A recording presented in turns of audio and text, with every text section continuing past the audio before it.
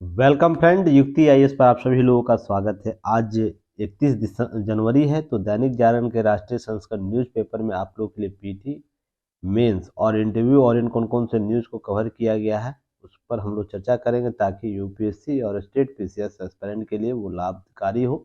साथ ही साथ जितने भी कॉम्पिटेटिव एग्जाम आप लोग फील करते हो, वो सेंट्रल के हो या स्टेट के हो, आप उसमें पीटी फैक्ट कैसे कवर कर सकते हैं उस पर भी हम लोग चर्चा करेंगे, परिचर्चा करेंगे। आगे बढ़ने से पहले आप लोग युक्ति आईएएस का यूट्यूब चैनल को जरूर सब्सक्राइब कीजिए, शेयर कीजिए और कमेंट सेक्शन में महत्वपूर्ण सुझाव के साथ साथ जो भी प्रश्न पीटी फैक्ट के पूछे जाते हैं उसका उत्तर देने का प्रयास कीजिए और लगातार प्रयास कीजिए। ऐसा नहीं कि एक दिन हम दे रहे हैं तो दूसरे दिन 5 दिन हम गायब रहेंगे। यह निरंतर चलने वाली प्रक्रिया है। जितना आप सुधार स्वयं में करिए, आपका सफलता उतना ही नज़दीक होगा।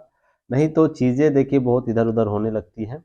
तो आप लोग जरूर जो भी प्रश्न पूछे जा रहे हैं वो प्रश्न देने का प्रयास कीजिए।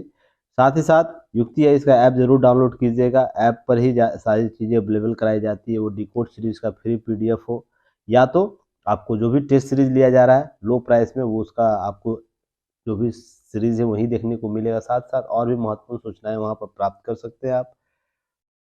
तो आगे बढ़ते हैं हम लोग हैं। आगे बढ़ने से पहले एक चीज़ और है, टेलीग्राम चैनल आप लोग जरूर ज्वाइन कीजिएगा। युक्ति है इसका लिंक आपको डिस्क्रिप्शन बॉक्स और कमेंट सेक्शन में मिल जाएगा, जहां से आप क्या कर सकते, डेली 10:30 PM रात को आपको क्या करना है, टेस्ट क्विज सीरीज में शामिल होना है। जो भी दिन भर का आपको क्लासेज हुआ है, इस दिन का आज के क्लासेज हो उससे संबंधित प्रश्न प्लस मिसलिनियस प्रश्न बहुत से पूछे जाते हैं, जो एग्जाम में डायरेक्ट आपको किसी भी एग्जाम में प्रश्न वो वन लाइनर के तौर पर रहता है और भी चीज़ें कवर की जाती है। तो आप जरूर भाग लीजिए, अपना स्कोर बूस्ट कीजिए।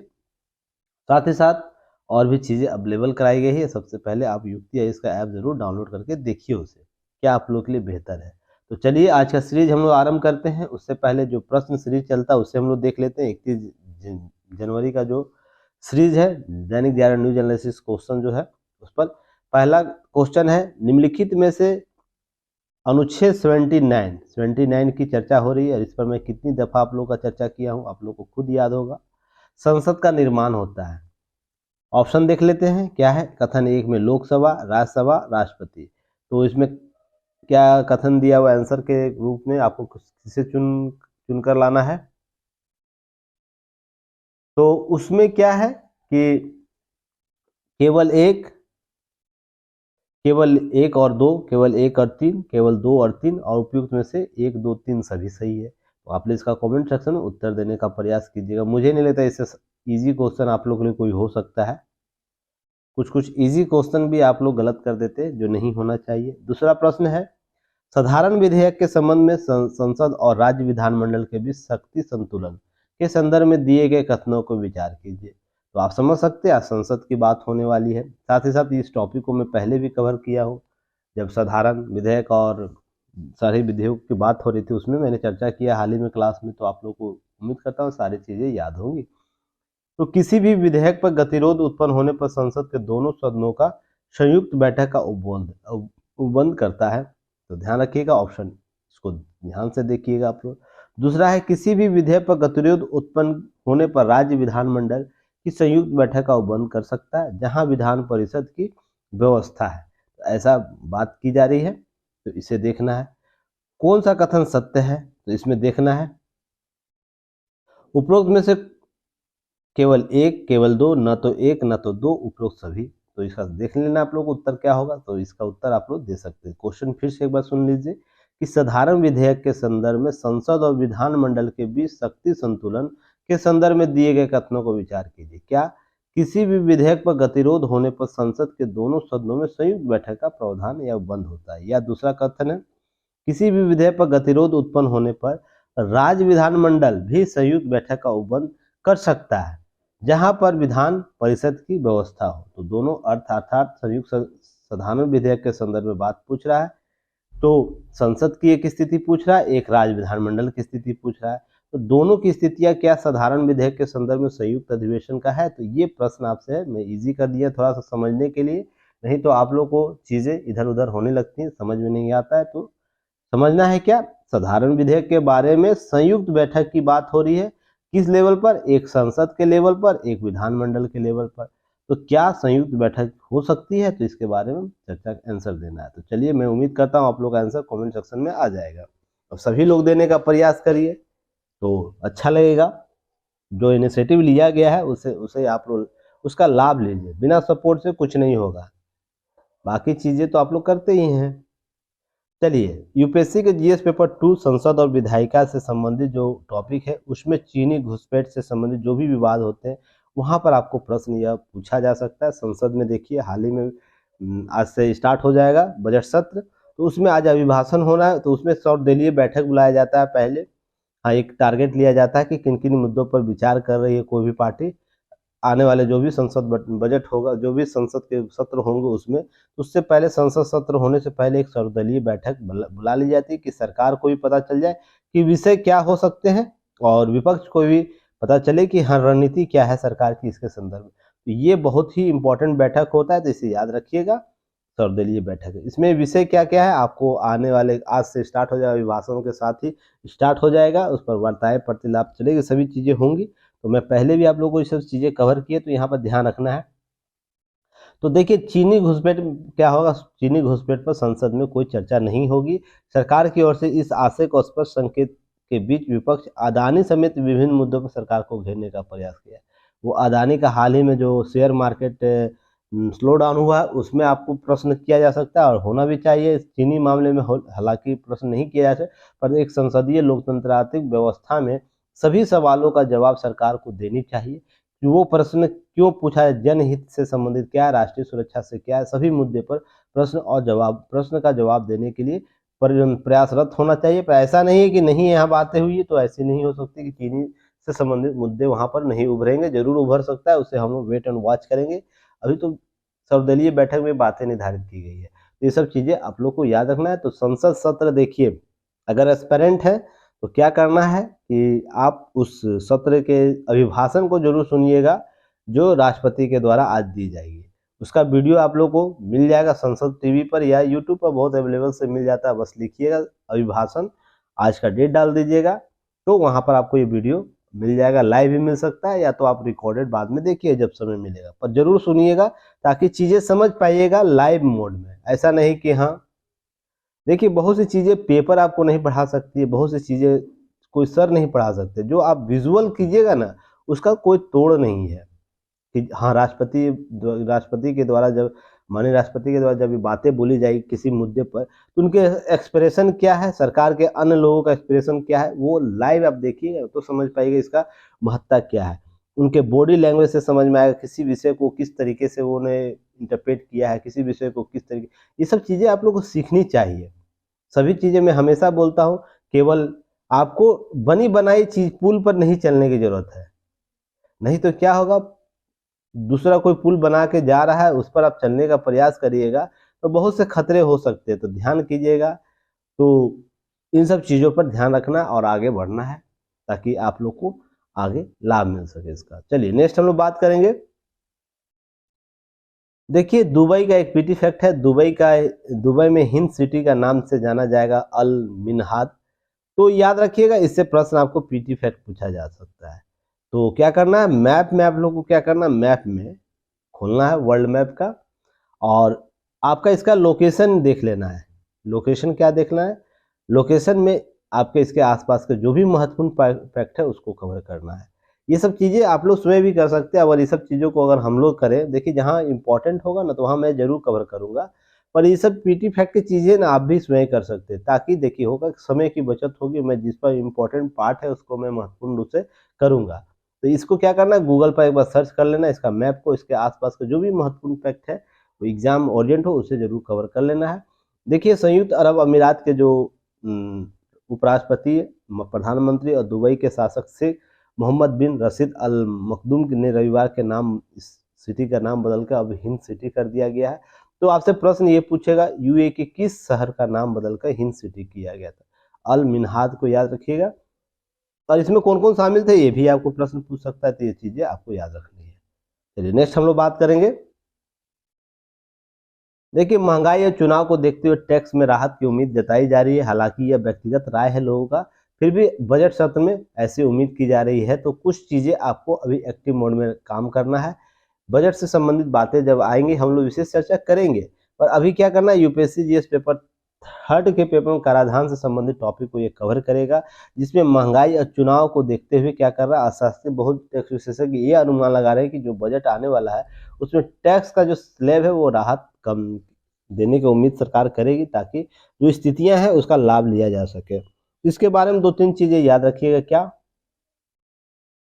कि 2022-23 में 7.3 करोड़ लोग हैं क्या किए थे, करदाता ने रिटर्न फाइल किया था, जिसमें से 10% करदाताओं ने नए स्लैब में रुचि नहीं दिखाई थी। तो नया स्लैब क्या है, 80C के बारे में चर्चा करता है। तो 80C क्या है, 80C आपको 2014-15 में आपको 80C के तहत एक फॉर्म होता है, टैक्स फॉर्म जो भी लोग भरते हैं उसमें 80C दिया जाता है, ताकि छूट उनको मिलेगा किसी भी चीज़ों से, अतिरिक्त पैसे नहीं लिया जाता, टैक्स में छूट रहती है। इससे संबंधित 80C है, बस इतना याद रखना है, बाकी चीज़ें इतनी डीपली नहीं जानी है। इसमें 80C फॉर्म कोई भरेगा तो उससे क्या होगा, टैक्स में छूट मिलेगी उसको, इसके लिए फॉर्म फिलअप किया जाता है, उसका लाभ ले सकते हैं। इन सब चीज़ों को कवर करना है।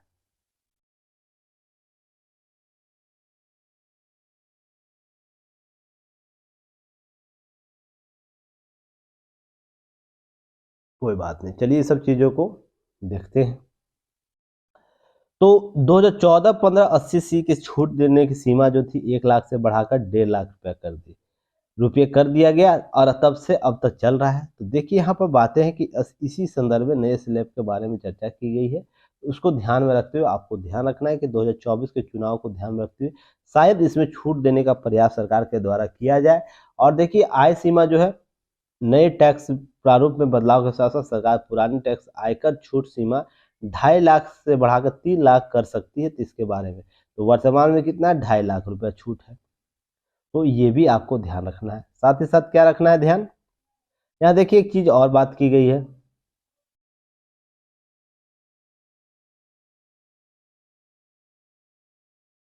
देखिए यहाँ पे एक चीज है, यहाँ अंडरलाइन करना मैं भूल गया, फिर भी याद रखिएगा।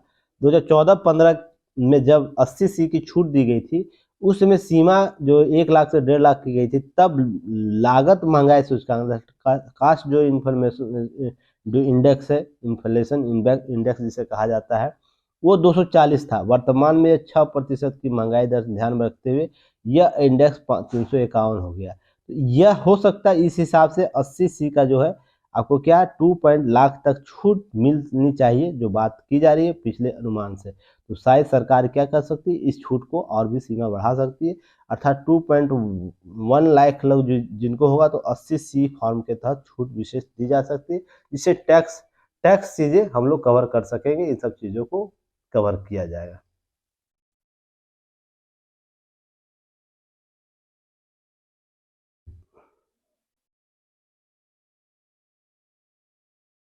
चलिए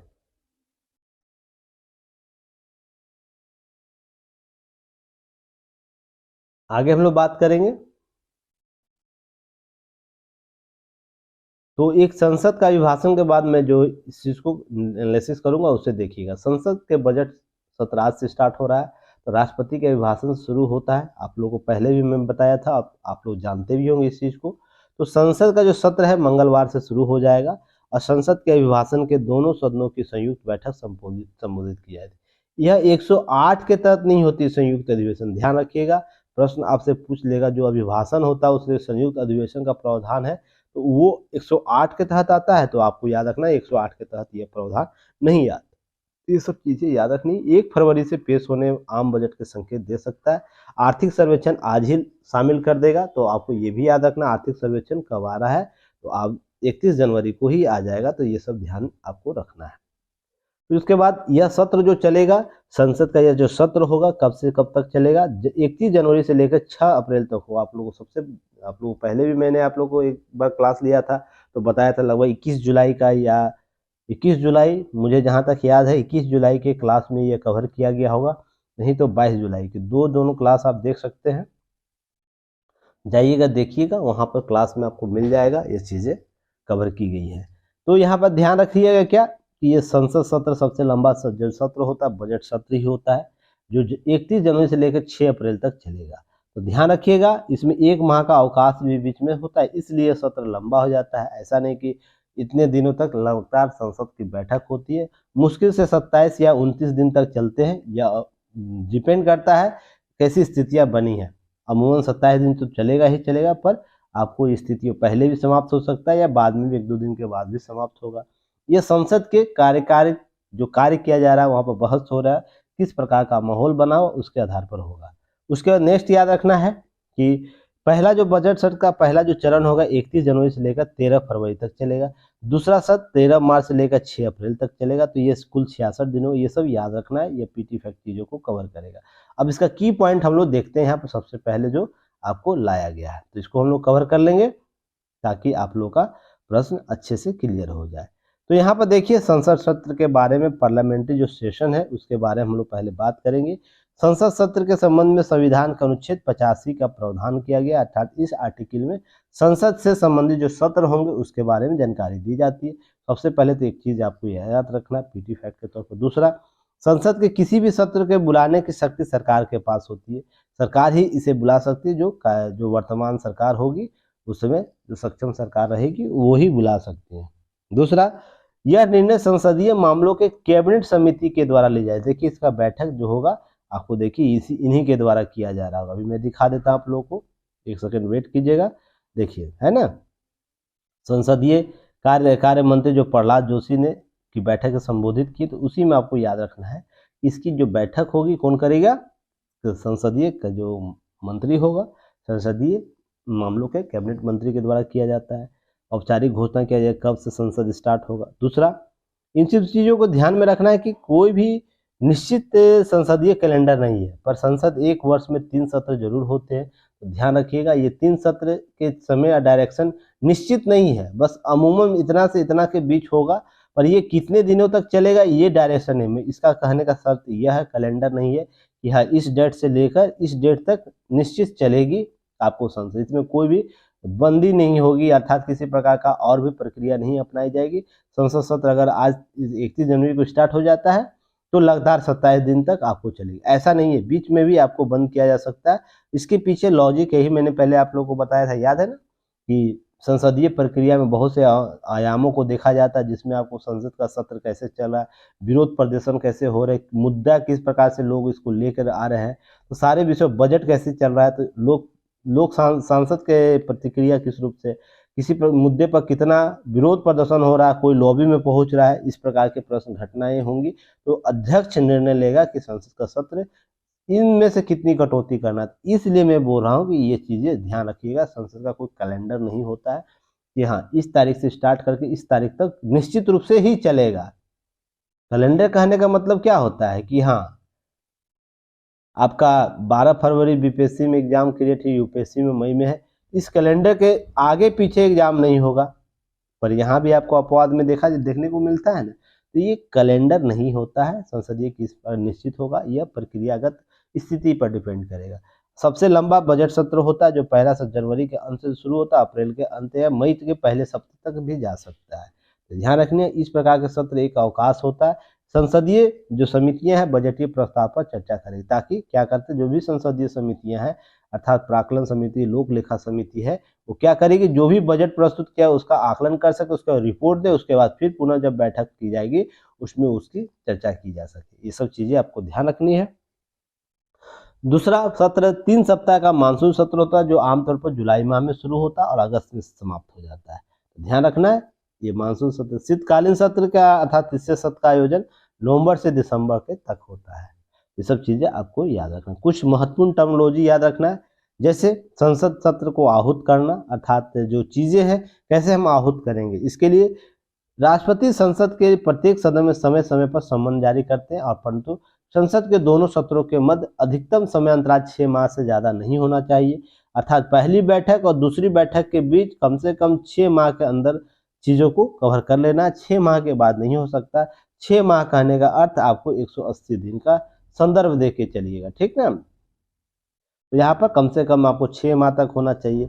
इसमें प्लस माइनस और भी दिन होंगे, ध्यान रखिएगा, पर अमूमन 30 दिन के औसत को लेकर चलते।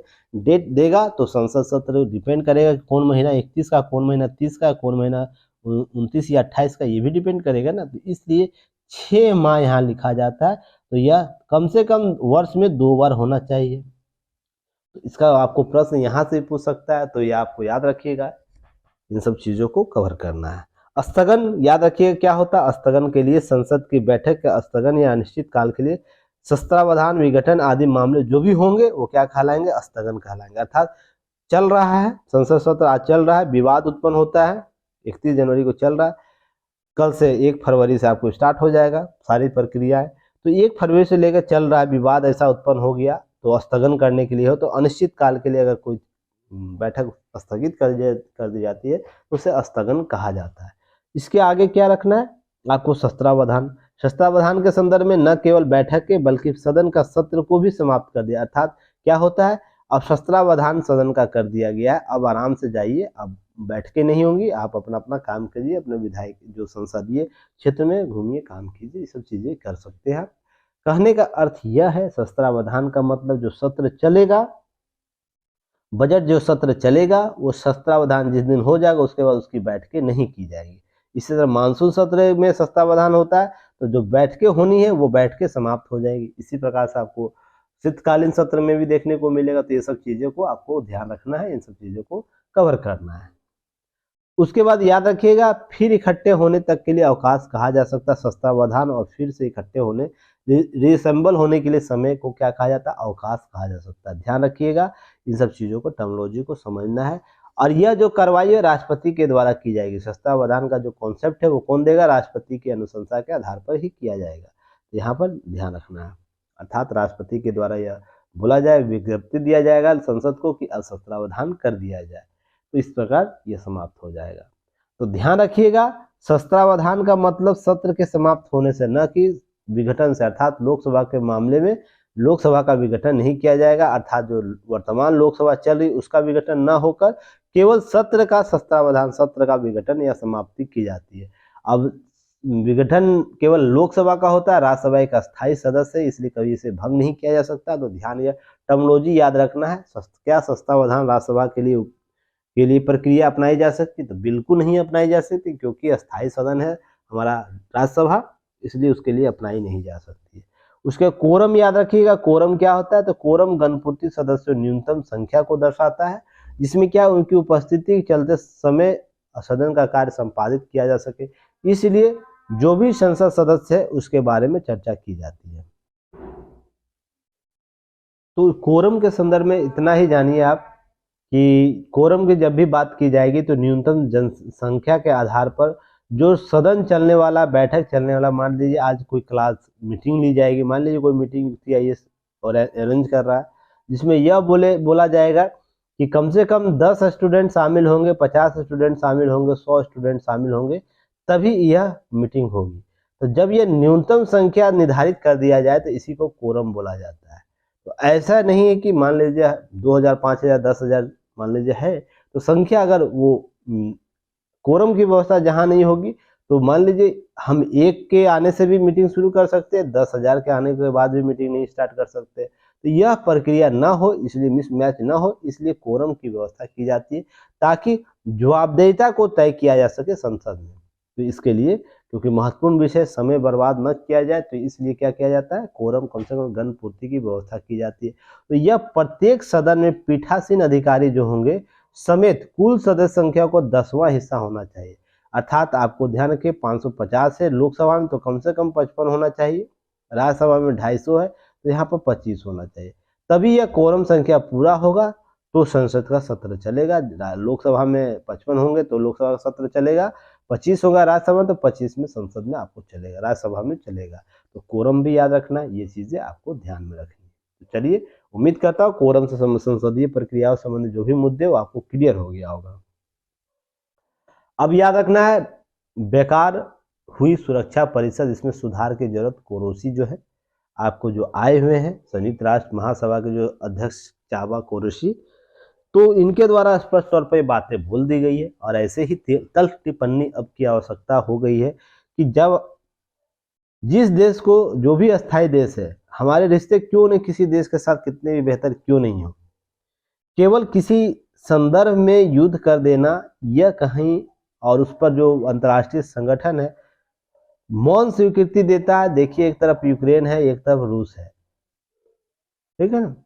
इसको यूक्रेन पूरा यूरोपियन कंट्री अगर उसको सपोर्ट कर रही है, रसिया को इनडायरेक्टली बहुत से देश सपोर्ट कर रहे हैं, तो दोनों ही स्थितियां क्या है, संयुक्त राष्ट्र के लिए प्रश्न चिन्ह लाता है कि आप मैनेजमेंट कैसे कर रहे हैं, कि आपको यूरोपियन कंट्री इसको मदद कर रही है या रूस को इनडायरेक्टली मदद कर रही है, आपकी सह अस्तित्व क्या होता है। जैसी स्थिति न स्पष्ट कर पाना, इसके बहुत से सवालिया निशान खड़ा कर देते हैं।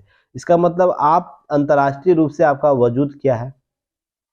तो ये सब प्रश्न वजूद का जब आ जाएगा तो इसी प्रकार के सवालिया निशान किए जाएंगे। और आपको याद होगा, मैं पहले भी बोला था, आपको याद होगा कुछ दिन पहले, कुछ माह पहले ही, कि संयुक्त राष्ट्र के संदर्भ में लोगों का विचार बदल रहा है। जिसमें विचार बदल रहा है, तो विचार बदल रहा है तो तल्ख टिप्पणियां की जाएंगी। क्यों नहीं, आपसे प्रश्न किया जाएगा कि मान लीजिए अफगानिस्तान का मामला हो, या वियतनाम का पहले का मामला हो, या अरब कंट्री में जो गल्फ कंट्री में संबंधित मामले थे उसमें हो, इजराइल का मामला हो, भारत कश्मीर के मामला हो, या अन्य देश के कोई मामले हो, विश्व के किसी भी देश का ले लीजिए जो विवादित क्षेत्र रहा है। कोरोना में जैसे मामले में WTO कभी अभी तक ये नहीं बता सकी ये क्या है, किस देश से ओरिजिनिटी हुआ है, ओरिजिन का हो, कहीं से तो ओरिजिन हुआ होगा ना, इस पृथ्वी पर कहीं से ओरिजिन हुआ होगा। और आप यह स्पष्ट नहीं तय कर पा रहे हैं कि वो क्षेत्र कौन सा, वो बिंदु कौन सा है। इसका मतलब आप जैसे संस्थाओं का होना न होना क्या है, सोसाइटी के लिए, जो भी विश्व समुदाय उसके लिए क्या फर्क पड़ जाएगा। बस आप चीज़ों को मॉडरेट करने के लिए बने हुए हैं कि हाँ, किसी खास देशों के हिमायती के लिए बने हुए, या किसी एक मुख्य एजेंडे के तौर पर काम करना चाहते हैं। तो जब हम विश्व समुदाय की बात करते हैं तो सभी देशों को समांतर और सहभागी प्रवृत्ति के साथ मदद मिलनी चाहिए। वो छोटा सा देश क्यूबा क्यों नहीं हो, छोटा सा देश बुडरास क्यों नहीं हो, और बड़ा सा देश अमेरिका क्यों नहीं हो, शक्तिशाली देश अमेरिका क्यों नहीं हो, और भारत उसके बीच राष्ट्र क्यों नहीं हो। सभी को एक समांतर मंच देने की जरूरत है, और सभी को क्या करना है कि उसके अनुसार, उसके नीतियों के अनुसार चीज़ों को कन्वर्ट करने की जरूरत है। तो ये चीज़ें कहीं सवाल निशानियां बहुत बार बार उठ रहे हैं। और रूस यूक्रेन का मामला, अफगानिस्तान का मामला के बाद जो रूस यूक्रेन का मामला, उसके बाद चीज़ें स्पष्ट हो गई कि अब जो है जो UN का जो है प्रश्न चिन्ह लगाया जाएगा, और तर्क टिप्पणियों के साथ लगाया जाएगा। क्योंकि जो छोटे देश है वो क्या करेंगे, वो उन रास्तों को चुनने का प्रयास करेंगे जिनकी संप्रभुता को लेकर प्रश्न चिन्ह। अब मान लीजिए रसिया है, रूस है, यूक्रेन के मामले बहुत से चीज़ों को उभार दिया है ना, तो उनके सारे सवाल का जवाब आपको UN को ही देना पड़ेगा। इस प्रकार के चीज़ों को लेकर तो इनका बयान बहुत जरूरी था, ये सब चीज़ें समझिएगा। पिछले 17 साल पहले सुरक्षा परिषद में शुरू हुआ सुधार की रफ्तार धीमी रहने की आलोचना की। ये सब चीज़ें आपको वैश्विक जो शक्तियों के बदलते संतुलन को परीक्षित करने, विभिन्न देशों के वित्तीय संकट के मुकाबले में कर सकते हैं, जो भी कदम उठाए गए थे वो कहीं ना कहीं शिथिल पड़ा हुआ है। उसके यूक्रेन हमला का बात की जाए, और भी मैंने जो आपको बात किया उसके संदर्भ में बातें आपको याद रखनी है। तो ये तल्ख टिप्पणी कहीं ना कहीं असर करेगी कुछ आने वाले वक्त में, तो ये सब चीज़ें याद रखनी है। और जब महासभा का अध्यक्ष बोलता है जो सत्र का, तो एक प्रश्न का उत्तर आप लोग दीजिएगा। ये जो चाबाज कोरोसी है, संयुक्त महासभा के किस सत्र के अध्यक्ष बनाए गए हैं, इससे पहले सत्र के अध्यक्ष कौन थे, तो आपको याद रखना। एक बार मैंने लिस्ट दिया था, जो एक्टिव मोड के स्टूडेंट होंगे जरूर देंगे, नहीं तो जिनको केवल PDF चाहिए, केवल PDF चाहिए, तो उनको ये सब क्वेश्चन से कोई मतलब नहीं है। जिनको लगता है कि बस PDF पढ़ने से UPSC निकल जाएगा, PCS निकल जाएगा, उनको ये सब प्रश्न का उत्तर देने की क्षमता होगी नहीं, क्योंकि क्या है, इंटरेस्ट होगा ही नहीं, कि उनको लगेगा नहीं मैं तो कॉपी पेस्ट करके मेरा सिलेक्शन हो जाएगा। तो उनका मैं कुछ कर नहीं सकता। बस जो एक्टिव मोड में स्टूडेंट है वो जरूर दीजिएगा। वहाँ पर मैंने याद होगा कि सत्र जो 2023 और 24 जो सत्र के अध्यक्ष बनाए जाने की एक लिस्ट मैंने आप लोगों को दी थी, जो UNO से निकाल के दी थी, तो आप लोग को याद होगा, मैंने उस दिन बताया भी था। इस लिस्ट को याद रखिए, आने वाले समय में काम देगा। तो वो लिस्ट अब काम देगा, आप लोग बताइएगा। देखिए G20 सम्मेलन का जो सम्मेलन हो रहा है,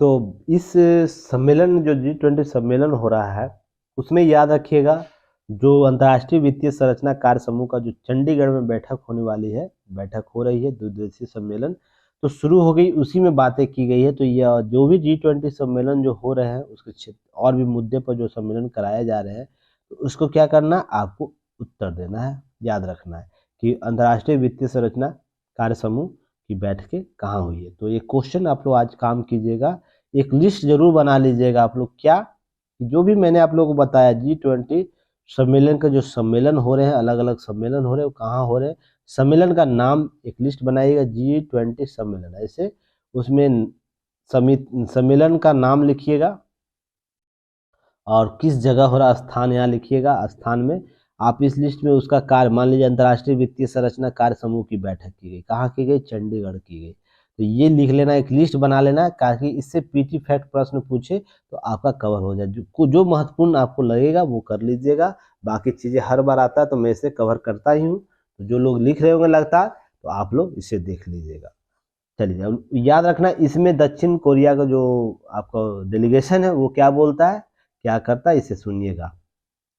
आपको जो बातें मैंने कुछ दिन पहले ये सब चीज़ों के बताया था कि भारत किस रूप से उभर रहा है, किस रूप से विश्व के नेतृत्व कर रहा है, ये सब चीज़ें मैंने आप लोग को कवर किया था ना।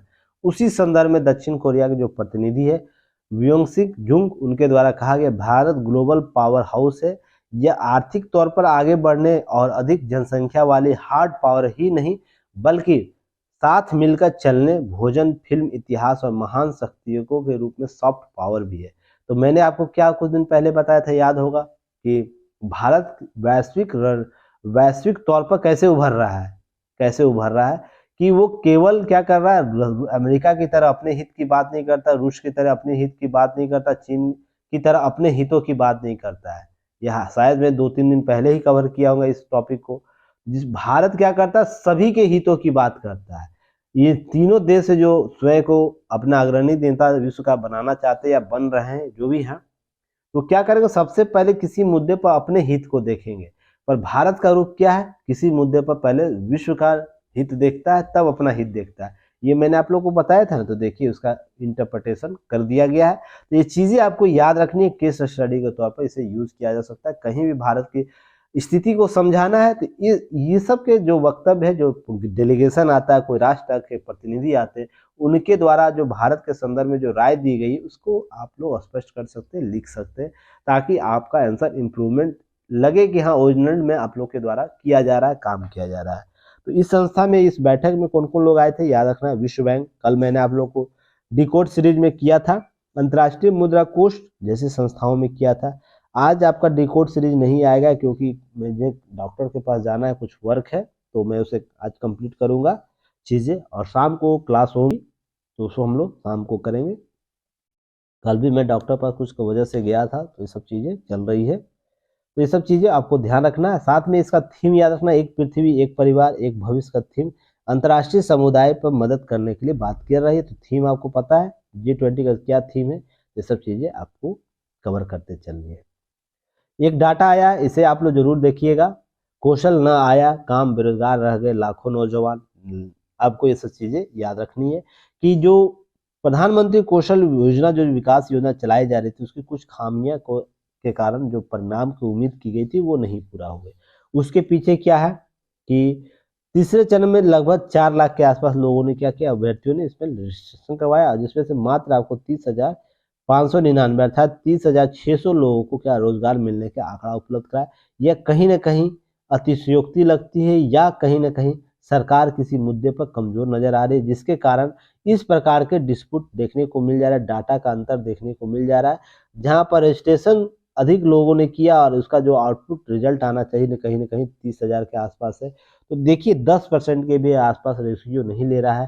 तो ये कहीं ना कहीं सरकार के जो योजना है उसमें कुछ खामियां, उसे ढूंढने का जोर करना चाहिए। और ये कौन बोला है, ध्यान रखिएगा, योजना की समीक्षा करते हुए श्रम, वस्त्र, कौशल विकास मामलों के संसद की अस्थायी समिति ने इस पर ड्रॉबैक प्रश्न चिन्ह लगाया है। तो सरकार को भी चाहिए कि हाँ कहाँ ड्रॉबैक गलती होगी उसे सुधारिए और इसे लागू कीजिए।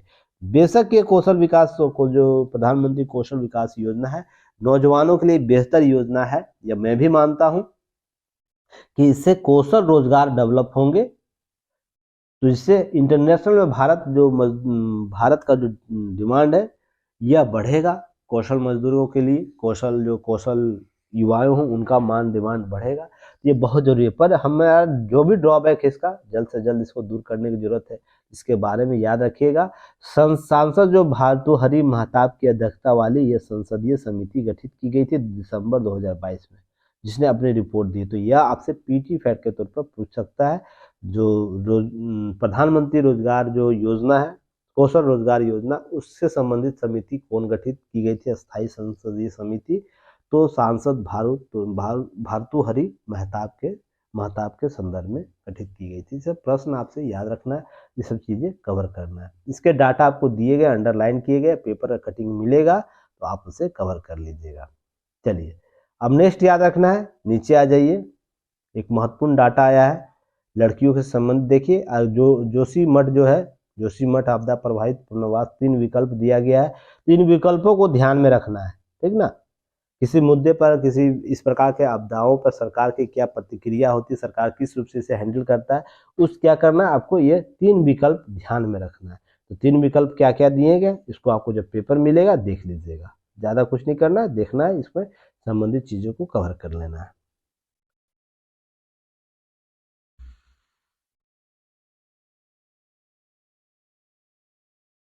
अब देखिए ये डाटा मैंने कल प्रश्न आपसे क्यों किया था, आज इसका आपको आंसर मिल जाएगा।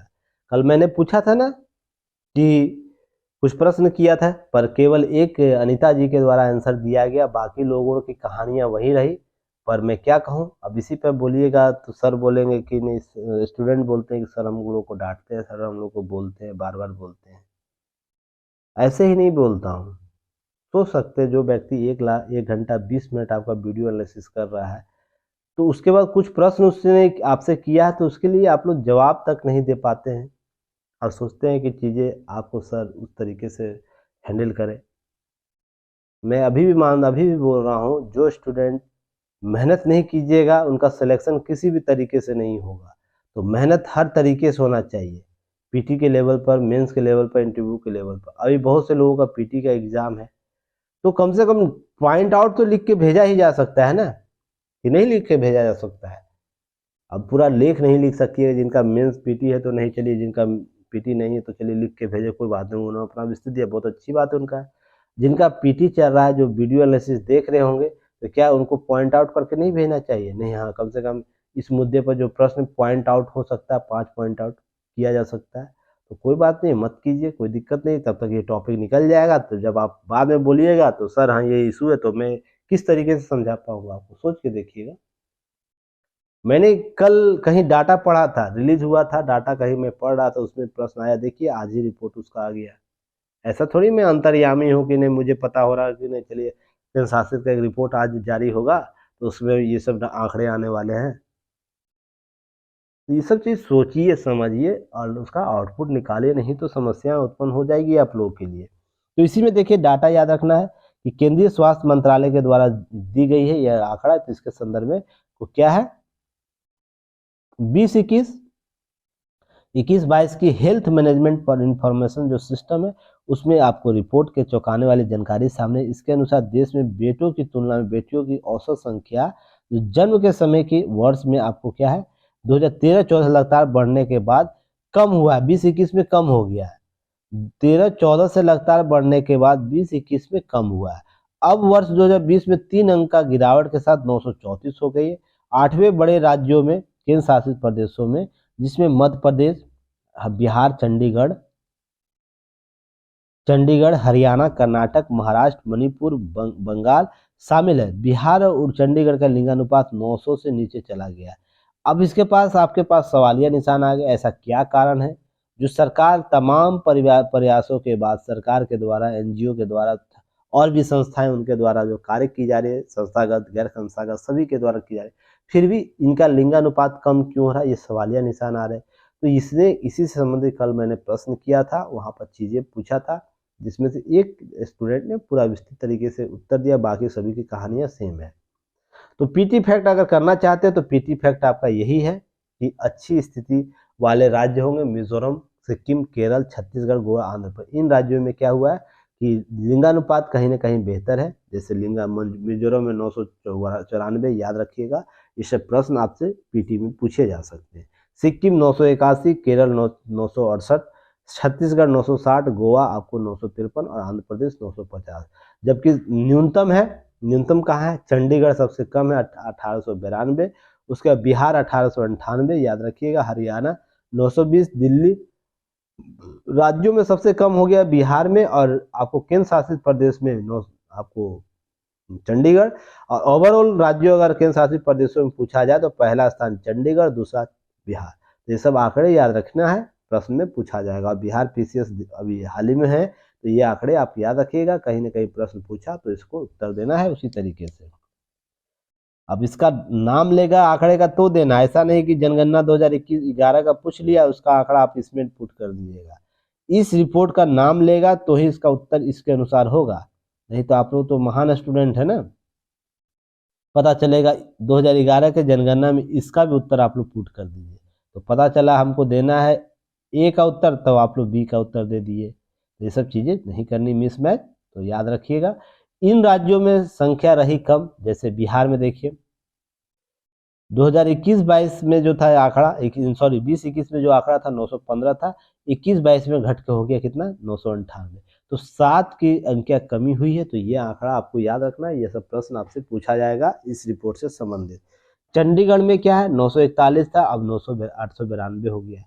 तो देखिए कितना का गिरावट हुआ है यहाँ पर, सोच के देखिएगा। और ये क्यों हो रहा है? इसके लिए बहुत से कारक है, एक दो कारक नहीं है।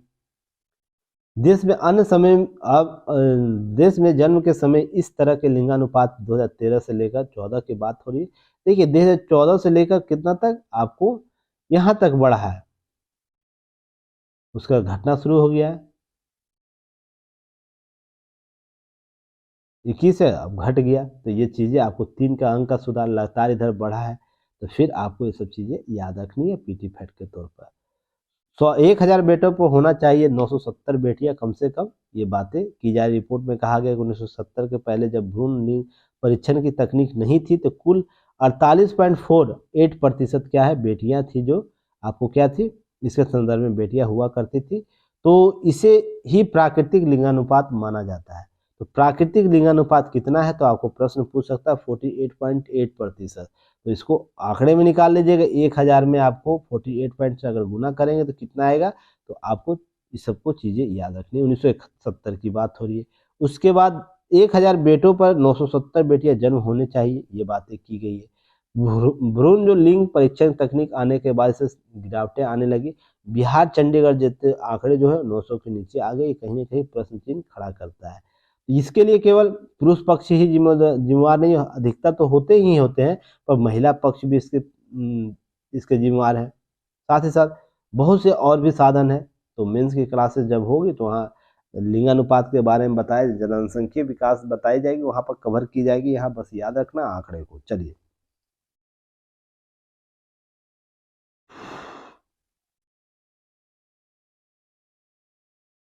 देखिए, एक संयुक्त अभ्यास हो रहा है, वायुसेना के शक्ति अभ्यास मुंबई में सोमवार को बम्बई हाई कोर्ट के पास पश्चिमी तट पर French naval carrier sky group Charles de Gaulle और भारतीय वायुसेना के बीच एक विशिष्ट परफॉर्मेंस जो है उड़ान युद्धक विमान लड़ रहा है, जिसमें आपको चीजें की गई है। तो प्रश्न पूछा जा सकता है, इसे कवर कर लीजिएगा।